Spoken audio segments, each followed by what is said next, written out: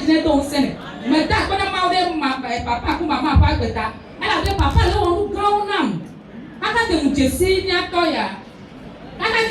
atoya nu ko bele wona ma yebu ma te ma glo ko ma to le akpele ma ode ba gbeta ma ne tro like ala be le te wa glo le siomi ne gbogbo me to le ni ase na mo se nya kenya to le glo ala be muina chati mudina sa boke muto akofi abenye bada disako mbenye magba diko muika ka prophet ogo o le bi apana le church nyato ni kabele ibe ti ko le church won le si mademe e wone do di kaka e ga konto so be yi church won anu nya kala kola fi kom ta pe ma o le si areta e la pe ma wo to kan le nam to papa dia vinya ne papa ewa ne vinya wa maka na de bo pani kwadi ko papa duti ele to gbira kaka be o ma ba be kayo ko mta pe na mo de si areta mga ta pe na ma si ke na we ka to pe ka to pe ye pe mo ta pe na ma de ta ala pe ye wo to ga na gede ni kulo ni to ti be do ngala ga ko pani kwadi fo nya mo le ku ye ku nya mo ta pe na ma de si areta.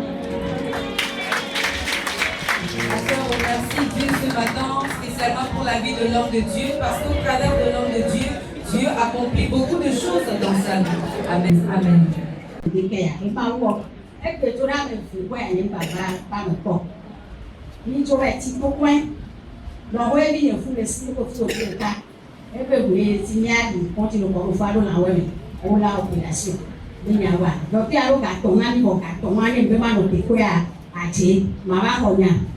Baba kana mi jasa kongolo cham sa kongolo ani swa lembe yi man no te ko do te do biam lem do mo do pro no biani to kwa mi do to kwa se ka ko to ro na ka do kwa me do me ke ba mi me nya we ya tata nya ba ma ke ko na nye ka ti ke kuro to na se ke ya yi ko hu shele ji bilijan e ko no ro mo ma ti ye ni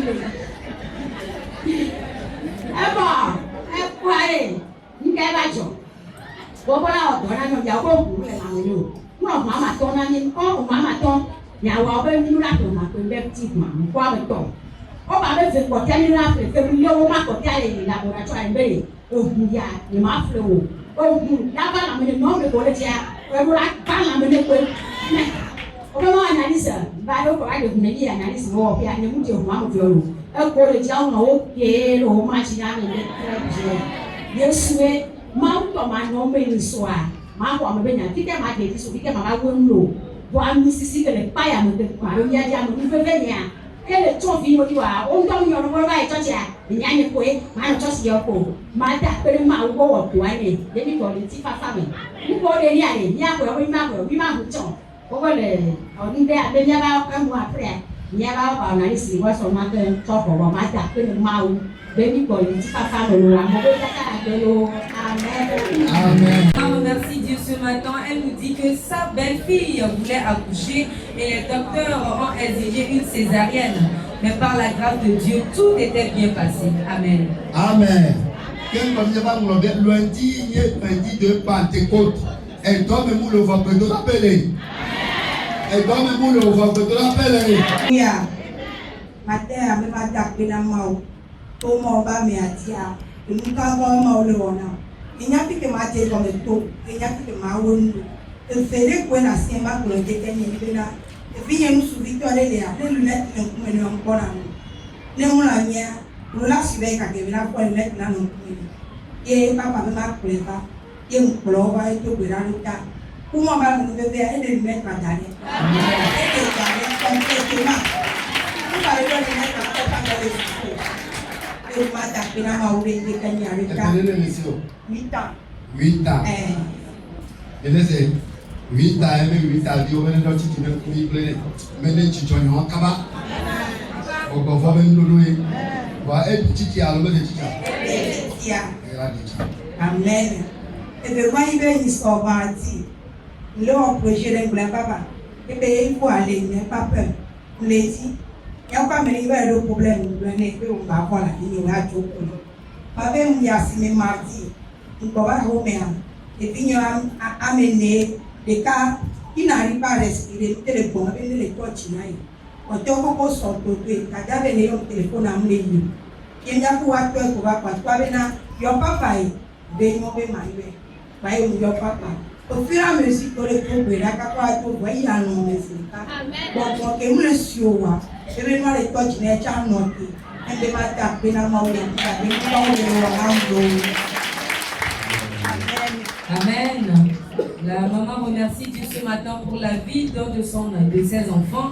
Elle nous dit que l'enfant ne pouvait pas voir correctement sans ses verres médicaux, mais pas à part la prière de l'homme de Dieu, l'enfant voit et maintenant l'enfant ne porte plus des verres. Secondo, il y a un de ses enfants également le mardi passé qui a eu des problèmes de respiration. Et juste après la prière avec l'homme de Dieu, le problème s'est résolu. Amen.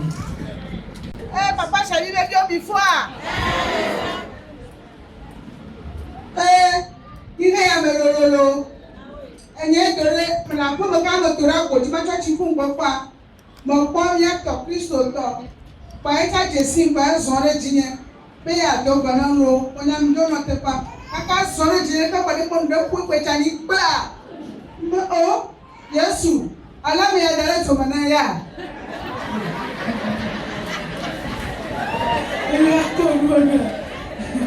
Voilà, il va pas pour petit titi. Voilà, et il y a un zoé qui a mis sur le jour. Sur le jour, il y a sous l'eau dans le jour. Et bien, il y a un zoé qui a un amendo, même à ouvrir. Maintenant, on a quel manière de faire quoi, on a quel moment. Pas me donner un témoin pour que tu puisses pas prendre avec toi. Bon, même me faire sur mon boulot. J'ai dit, maman, on va tourner le jour. J'ai dit, maman, on va tourner le jour. On tourne le fion. Elle est pour la caca. On écoute à ma flou, mon nom, et mon tour est bon. Mon tour est à pomme. Pas qu'elle me l'a fait en caca comme au ramène, on va pour le fion. Ma trouvé. La caméra va payer, pas un jour. Ah, mais choqué le manière. Elle faut foigner là. Elle me n'avait rien à laisser. N'a pas déjà embrassé. Waouh! Yesu wa ase tó nǹkan náà ó ṣe sábà náà ó gbọ́dọ̀ nílò ilé ìyàtọ̀ mẹ́ta pẹ̀lú àlọ́ ṣẹ́bí bẹ́ẹ̀ máa ń yà kẹlẹ̀ fìyà ẹ̀sùn gẹ́gẹ́ ó yẹ ọ̀gbẹ̀rẹ̀ polúkú ọjà ìtọ́ ọ̀nà àgbàdo ní àmì ìtí àmì àná tó pẹ̀lú àlọ́ ẹ̀fẹ́ ṣẹ́bí máa wọlé yíra ọ̀rọ̀ màmá ṣẹ́ṣẹ́ náà lẹ́mí àgbà àti màtọ́ òkà máa dẹ̀ ìgbà tó ṣẹ́bí àgbọ̀jọ́ Jésù làlẹ́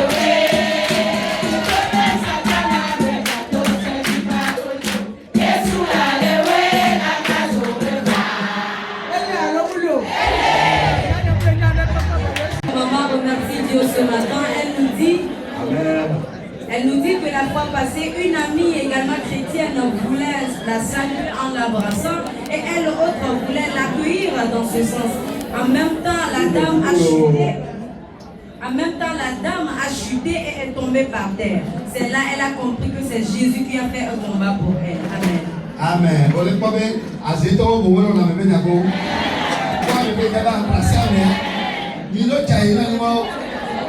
So yeah. Okay.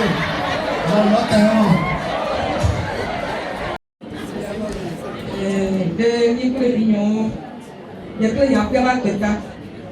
Da pe na mawle. Mawba masikale to be ya. Pe na mawle ba kweta. Ela bena. Apa ko na mi bena.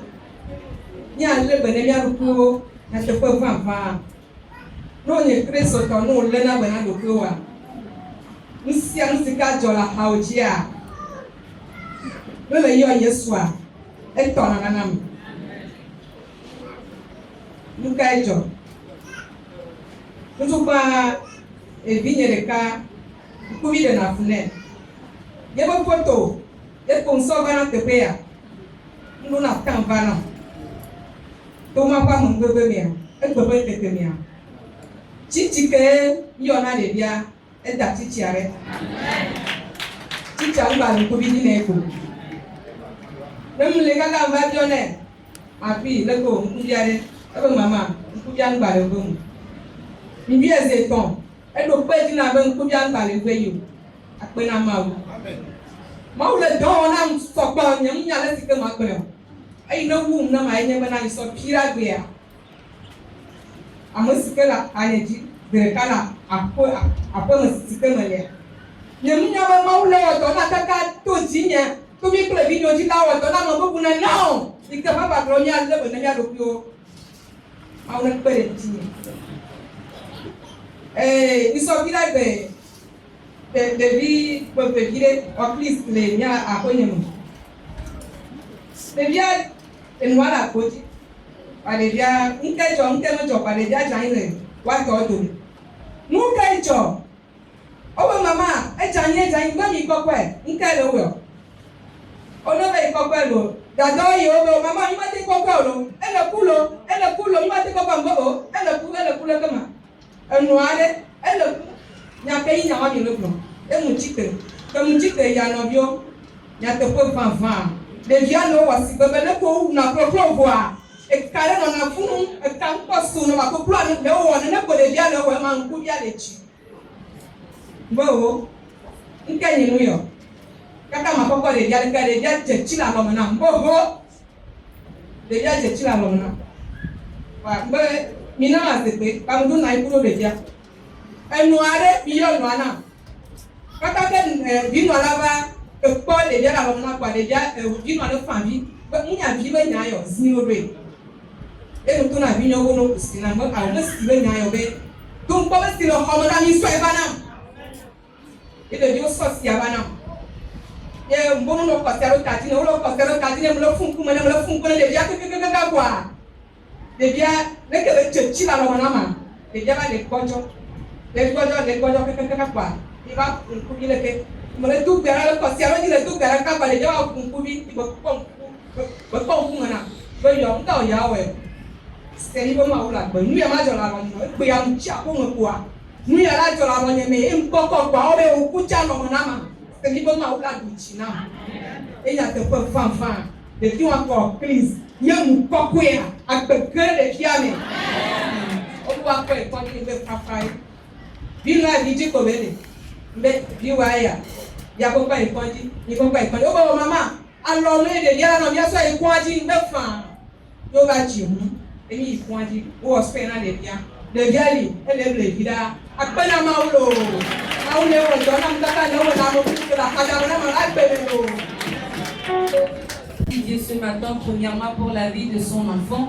L'enfant portait des verres, mais compte tenu de l'indisponibilité de l'enfant ne pouvait pas venir. Et donc, elle venait avec la photo de son enfant. Et aujourd'hui, par la grâce de Dieu, l'enfant a abandonné ses verres médicaux. Secondo, le vendredi passé, dans sa maison de location, elle nous dit qu'il y a un enfant à côté qui a eu une crise cardiaque. Et l'enfant était en syncope, sur le point de mourir.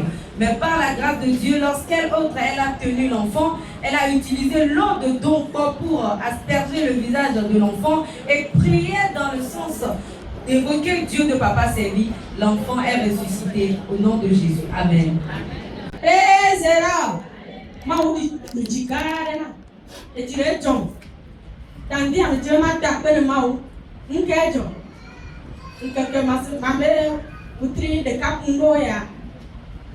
Na psika danya wa oba to chile psika dine eti afomo tolo fam do kokko ne to na go o kokko ne to na go lo fam e ba tereji into to le so le lo kese wona to ma wa se mo ma wo e bijina so e ba da kwani ba le zo na me ma yo papa ba do bedata e la gbe na me ma yo papa ba do bedata e la gbe na ma nya mo so tun kwata hata mani ele tun kwale ti mana na bia mo ti kwa mo pinene e nona nge be kwa nya be ke na ga we na e kwa mo de kwa na me de sa ma na mo ane ke na we ne ti de pere ka amangba bu na kontani amadi ba si joku to mo akoto kota amadi ba si joku to mo bibia me nya ke la ka ala me kwa ni chole ti a e bi no nya mbasere be ameke yi to so mo so na ba ma si joku do mo ba nya ti ke be la ko ma ro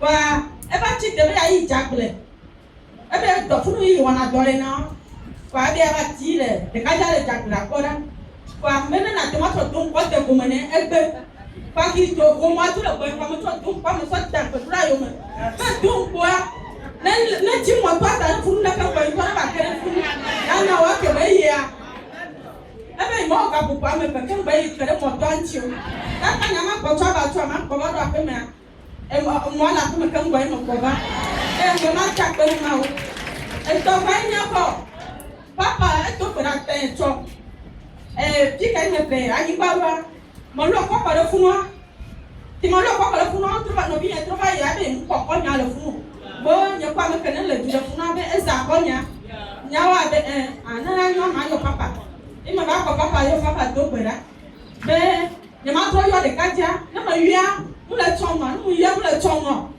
ima da be na nyo ma to yo no bi nya ma to dan ne da be ene mu yo de kaja do la ka ko se wa wa agba pe ra ko ko yi to tro ba yo ka de kaja to tro ba yo kwa ye bi to mi kon fo mi lo ka mi kon fo iba to na be ko nya ne no ga ye ma ka de ko nya chi be so ko so ba da na mu.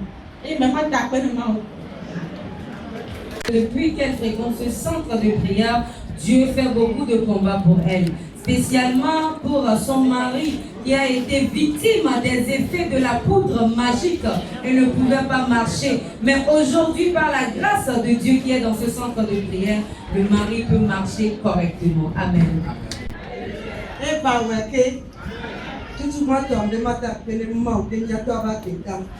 Parce que nous sommes sur le dia, nous considérons, vraiment, ou des jeunes qui ont amené bébé quand on est sur Payati. Et bah, si c'est le moto, papa d'abord comme et nous nous considérons, nous avons nous bébé ni non. Les dieux plaît les moines nous font, les dieux nos moines qui ont plaît cacabo. Et ni pas vos papa va les tomber, lui avec les bouts, mais oh, nous pas moi avant n'y a que les nous. Et bien, aucun des dit au coin, et papa fit que quoi, nous l'avait, nous la quand on le fout. Kaka m'a dit là-bas combien que nous que vous les pêcheurs, on va pas qu'on va les fondre. Amen. Donc à un niveau où nous avons procédé, car à 6 essayé de dit, n'est pas à meilleur, à même bébé vaciller. Et de moi, on a demandé de débat concernant nos vies bébés, et il dit car des vannes, car des biatés, non via pas fort fou, donc quoi quand on est doji. Ne mouillons pas pour. Bon, que si à personne en avait, que si à nos dames, là, nos dames, c'est vivement, donc on est aussi avec. Et soyez pour 2 heures, vous voyez avec. Pourtant, il y a des gens qui ont maman va il y a des problèmes. Kaka m'avait dit, c'est vivement, on va et puis, qu'on a dit, donc, il t'a connu, on est pousse, non, on leur pousse que au colonna. Cordon ombilical, la plateau de Dia, c'est tout. Donc, il t'a bloqué à Kamuté, il y a pour bâtir pour les maouniers. Et puis, Joda, et puis, il y a pour home zappé. Et puis, il y a souvent zappé. Non, là, si le billet m'a content, il y a que les masques m'envoient. Et quand? Parce qu'on y a des mots là-dedans. Pendant qu'il t'avait, il y avait pas même, il y avait ma pote au Biati, il y avait pas eu à avoir aux priorités. Quel don il y a un soir si t'es dit, soit ton poids, mais ton maoué, puis mon bobo, ou t'es dit. Kaka m'a tombé, c'est vivre maou. Amrima maou, nous sommes katato, d'abord matiaba, pas c'est Ameke ton petit pour n'engager les siwa. Yato, et tu te regardes. Nous n'avons pas dit que les communes nous n'avons jamais d'amener la signe. Macho, et pour un coup, tu nous vas corriger. That's what tu connais mal que nous. Très contente ce matin. Elle nous dit qu'elle vient de l'hôpital, même ce matin avant d'arriver ici. Elle nous dit qu'il y a une sœur qui voulait accoucher. Entre-temps, elle a accouché, mais le bébé est mort. Aujourd'hui également, elle voulait accoucher. Il y a eu des complications. Lorsqu'elle était arrivée, elle a évoqué Dieu de Papa Sévi et l'accouchement a été facile pour la dame. Amen. Les gazés, on est gazé qu'à 2 semaines. Les sadomés, qu'à considérer le pays. Sur le dia, et diadia, et yonato, au premier moment. Par exemple, le grand Italie. Donc, le grand Italie, et force les cas. Et bien, mercredi, à Malgré que je vais me prendre, et il y a pas de grand Italie. Et tiens, bon, il va s'appeler Amen. Il a eu une diarrhée chronique pendant 2 semaines. Pendant 2 semaines, et après la prière de l'homme de Dieu pour lui, il est maintenant en forme. Amen. Dieu m'a tapé la main, on m'a toba bita. Akake afone kato ya dia, nous comment le wala penyemea. Ololo. Bima di haleka, Nemelagbea wena. Nemelagbea wena. Yesu agbelo. Nemelagbea wena. Yesu agbelo. Nemelagbea wena. Amen. Que papa va dire ya ne me le dia. Kuna be mo ba me ha de me tiro. Ye ne me le ya mu na ku ha. Ne ngona kui. Ye ma o le ti amri ma. Amene ma dom do de ni so. Kamera do no ni baba le senyare pe gomu. Mu o menu am so ba fie. Comme ni mu na te pere ka am so don pa so daro menu ati. Ye mu so daro nwa gomi. Azikpe ave gomi. O le do gbe adam le we. O kaka ma pa fie o yo mu le gbe mu jo. Nti ma ta pe na ma o. Ele wa mi nve to gede o la gbe yen. Ma o ni yo chan. Amen. Amen. Elle avait une commande, elle devait travailler pour quelqu'un. En fait, elle est cuisinière. Et donc, elle a amené le menu ici avec elle. Elle a posé ça sur une chaise. Elle a placé donc au-dessus. Et lorsque l'homme de Dieu priait, elle recevait, amen, tout ce que l'homme de Dieu disait. Et par la grâce de Dieu, avant même de quitter ici le lundi, c'est l'appel de la cliente qui l'a fait partir. Amen. Amen. Papa servi le mot. Mabana la bonne mère. Abo mère, open ma jo la fiame. Open ma jo la fiame. E ma o va venir. Ambe ko open ma jo la fiame. Wan to we ba je do. O je do kaka kwa. Yo va de kuku na ba lenyi mo le afiame. Voju ma fue me. Vojua me ja odo. Eti ma jo la fue me. Ye won to wa le do kwa. Yo va de kuku na be eyan wa go. Ya me ta pele papa servi ma wo. Be la wajina ni na Yesu wo ko. Amen. Amen. Amen. La maman remercie Dieu ce matin. Elle nous dit que dans la maison dans laquelle elle habite, il y a quelqu'un qui voulait qu'elle parte parce que l'idole que la personne a amenée dans la maison, l'idole n'arrive pas à faire ses effets. Et par la grâce de Dieu, c'est la personne qui voulait qu'elle quitte la maison. La personne même est tombée malade. Et donc cette personne est venue demander pardon à notre maman que maintenant c'est fini. Elle peut rester dans la maison dans la paix. Amen. Amen.